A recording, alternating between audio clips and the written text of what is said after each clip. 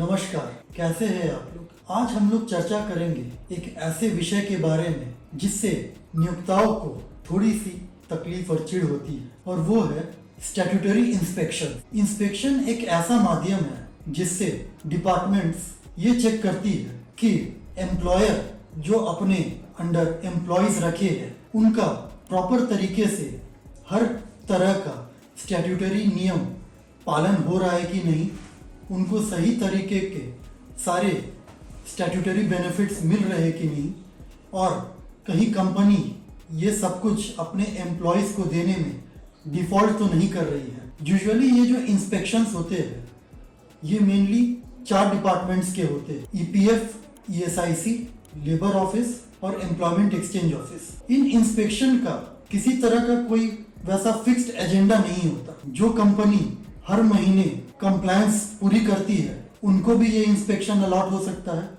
या जो कंपनी बहुत दिन से किसी तरह का कोई भी कंप्लायंस नहीं कर रहा है उन पे ऊपर भी ये इंस्पेक्शन लागू हो सकता है। यूजुअली डिपार्टमेंट जो है इंस्पेक्टिंग अथॉरिटी या इंस्पेक्टर या सोशल सिक्योरिटी ऑफिसर अपॉइंट करती है इन इंस्पेक्शंस के लिए। जब ये इंस्पेक्शंस कंडक्ट होते हैं तो जो डॉक्यूमेंट्स मांगे जाते हैं एम्प्लॉयर से वो आपके salary register, wages register, books of accounts जैसे कि पीएल एंड बैलेंस शीट, आपका जो कंप्लायंस कर रहे हैं उसके रिटर्न्स, फिर ओवर टाइम के रजिस्टर, बोनस के रजिस्टर और भी कई सारे रजिस्टर्स हैं जिनको मांगा जाता है इंस्पेक्शन के समय में। अगर एम्प्लॉयर प्रॉपर तरीके से हर महीने कंप्लायंस कर रही है तो वो अपने इन रिकॉर्ड्स को इंस्पेक्टर को दिखा के पूरी तरह से क्लीन चिट ले सकते हैं, जिससे